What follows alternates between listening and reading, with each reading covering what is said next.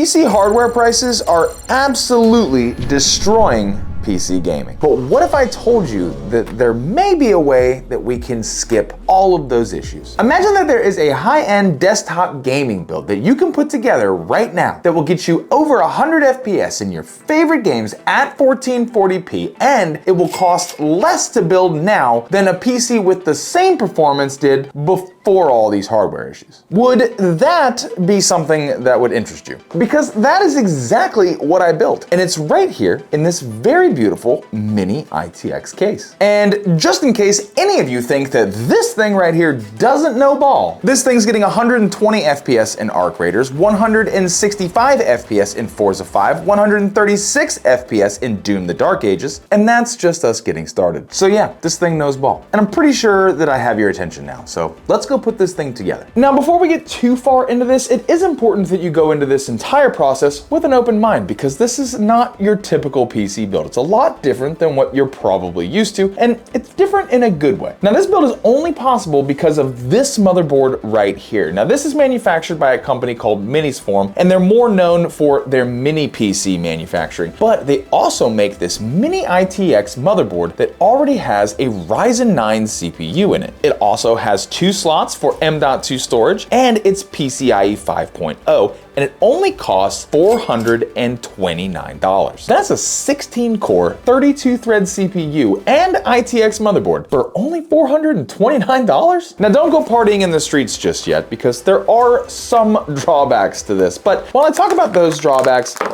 just keep that previous gameplay in mind and understand that this thing is like the value king. The Ryzen 9 processor in here is a 8945HX, which is an extremely high performance laptop CPU. And because it's a laptop CPU, it is not possible to swap out this CPU for a new or different processor in the future if you needed to upgrade this down the road. It is also lacking in the I/O area. We only get 2 USB 2.0, 2 USB 3.2 Type A's, and 1 USB-C port. We have 1 HDMI, 1 DisplayPort, a 2.5 gig Ethernet, our audio jacks, and a clear CMOS button. And that's for the rear I/O. On the actual board, we have 3 fan headers, a USB 3 header, HD audio header, and our system panel for our power pins. We also get our 24-pin motherboard power and our 8-pin CPU power. And that's it. Oh, and this board utilizes SODIMM RAM, and that's how we skip the RAM problem. SODIMM RAM is laptop memory. It's smaller in size and has fewer pins than desktop DIMM memory, but at similar speeds, the performance between the two is nearly identical. Now, here's the best part about this build and what makes this such a supreme value. SODIMM RAM has not increased in value quite like desktop memory has. It has gone up in price, but you can find SODIMM memory for about half of the price that it costs for traditional desktop memory, and that's the brand new price. But where this really shines is on the used market. I was able to find this 32 gig kit of DDR5 5600 megatransfers per second SODIMM memory on Facebook Marketplace for only $50. And not only was I able to find this deal, but I was able to find multiple deals for SODIMM memory leagues cheaper than what I'm able to get regular desktop DDR5 for. So as a recap, I have a Ryzen 9 16-core 32-thread CPU, a mini ITX motherboard, and 32 gigs of DDR5 memory, and I was able to get all of this for $479. That is only $79 more than what it costs you for one 32 gig kit of DDR5 RAM right now. And the performance we're gonna get from it versus the price I'm gonna pay for it is unbelievable. And now we're gonna put together a PC with it. So because the shining star of this build is the RAM, we're gonna go ahead and install that first. There is one thing that I don't like about SODIMM RAM, and it's that you don't get like fun colors or like cool heat sinks with it. It's just these little tiny sticks. But you know, if you shove it in a mini ITX case like we are, it doesn't really matter, you're not gonna see it anyways. And for our storage, I'm gonna be going with this 2 terabyte Western Digital Black NVMe. It is a Gen 4 drive, real fast read and write speeds. And you know, I chose 2 terabytes because we are building a high-end PC for a low-end price, and 1 terabyte's just not enough these days. 2 terabytes is kind of the sweet spot.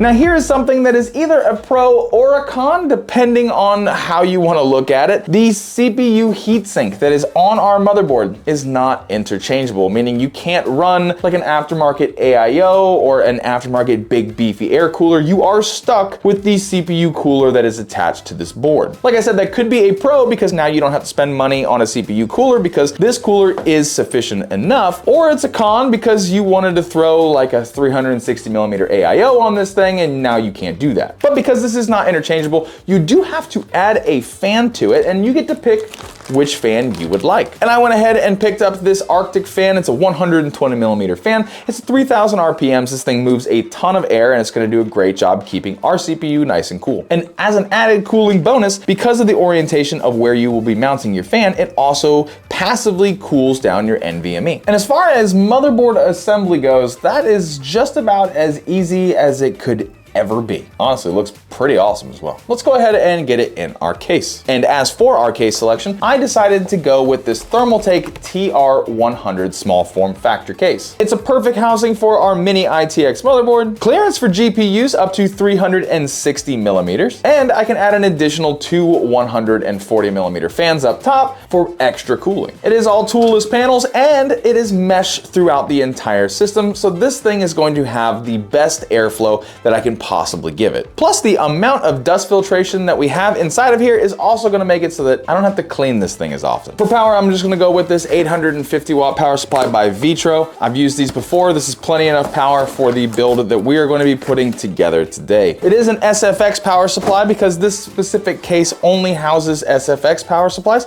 If you wanted to run a different case with a full-size power supply, that would be just fine. Now, while I am plugging everything in, if you could just do me the biggest favor and double check to see if you are subscribed to the channel, that would be tremendous. It is 100% free and it goes a long way for me.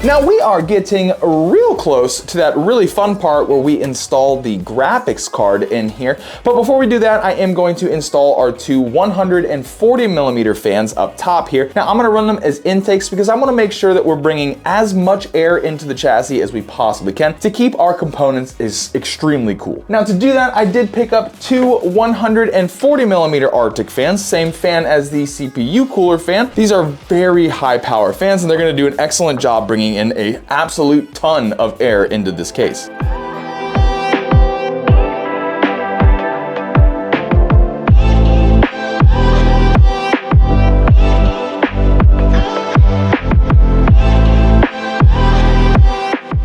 We'll get these plugged into our two additional fan headers. And just like that, we are almost done with this build. This is an extremely easy system to put together. Now, the graphics card we're gonna use in today's build is fairly large. And because it is so big, it doesn't technically fit in here. I mean, it does, but you have to do something special in order to fit it in there. And that is remove this entire back panel here so that you can attach this to your graphics card and then the entire thing will go in as one assembly, because it's just not gonna fit any other way. And the graphics card that I am talking about is this Gigabyte 5080. It's a huge triple slot card. So that means we're gonna have a Ryzen 9 CPU, 32 gigs of DDR5 memory, and a 5080. And you're not gonna believe how cheap this thing is. So what we're gonna do is we're gonna take this piece that we've unscrewed right here, and then we're going to go ahead and slot our graphics card into it. And then we're gonna use our, screws here to go ahead and screw it back down. And with that fastened, we can go ahead and slide this in, attaching it to our PCIe riser. That is about the most snug fit that you will ever see. So let's go ahead and get all these panels back on and get a better look at this thing.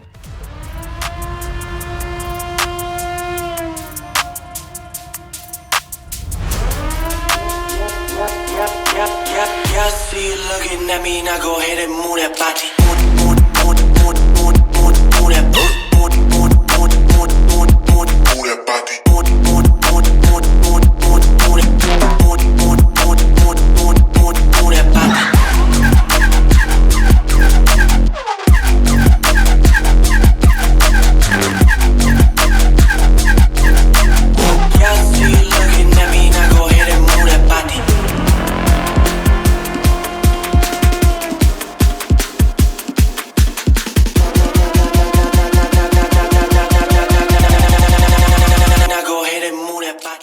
I know that earlier I showed you some gameplay from the system, but just to be extra sure that you understand just how powerful this little thing right here is, I wanted to test this system against my personal system, which is a 9950 X3D CPU, 32 gigs of DDR5 memory, and a 5080. It's the exact same model 5080 that we have inside of this PC. I tested 3 different games that all have their own included benchmark to try and make sure the tests were as even as possible. Now, both tests were done with the exact same settings on the same 1440p monitor with no frame gen. And in Doom the Dark Ages, at ultra nightmare settings, we're able to get an average of 95.09 FPS on our ITX build. And my system only scored 4 FPS higher at 99.88 FPS. In Forza 5, with maxed out everything, our ITX build was able to achieve a 165 FPS average, while my big expensive PC actually came in with a worse average FPS at 162. And finally, in Call of Duty Black Ops 6, with maxed out everything and 0 upscaling, our tiny tank here was able to get 106 FPS on average, while my PC fell short yet again, getting only 100 FPS. Now, obviously, these are the benchmark results from game testing, and games rely heavily on the graphics card. And because we have the exact same graphics card in both systems, they scored very similar FPS averages. But if you look at the scores from the CPU on both benchmarks for both systems, you'll see that my CPU scores slightly higher, but we still get the exact same average FPS. So in gaming, this thing right here is pretty much exactly the same as this thing right here. And this thing has a $700 CPU in it, a $200 motherboard, $400 RAM. So just quick math here, that's $1,300 for 3 pieces, and we haven't even bought the graphics card for this thing. And you ready to hear how much it cost me to build this thing right here? Well, the grand total of what I paid to build this system right here came out to $2,135. Impressive, I know, very impressive. But not only does this system shine in gaming, it also shines in other areas as well. In Cinebench R23, this PC received a multi-core score of 31,673. And for anybody who doesn't know if that score is good or not, it's pretty darn good. And the Cinebench R23 benchmark does max out your CPU, pegging it at 100% usage. And can you guess what the CPU temperature for our little CPU here was? It was 71 degrees Celsius. So I'd have to say she's sitting pretty comfortable in there. And lastly, I wanted to see just how long it took our little tiny system here to render an 11-minute 4K video. And it took this little beast 11 minutes, which is awesome. Now, I completely understand that this is an extremely unique build and it might not be for everybody, but I gotta tell you that out of all the PCs that I've ever put together, this is the most bang for your buck that I have ever had on my desk. And yeah, it does have some shortcomings. You got a lack of I/O in the back. You know how you solve that? You get a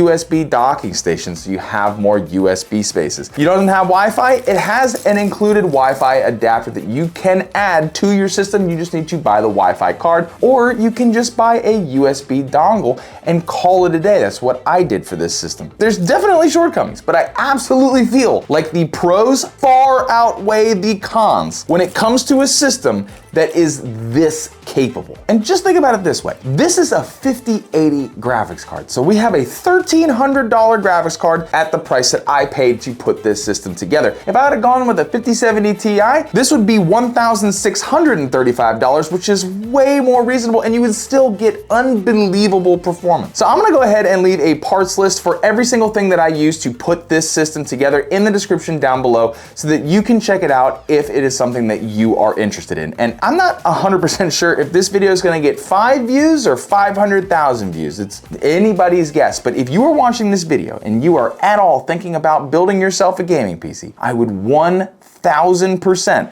consider picking up this board. It is an absolute value. Plus, you don't gotta worry about those crappy RAM prices. If you had fun with me, please consider subscribing. Also, smash that like button, and I'll see you in the next video.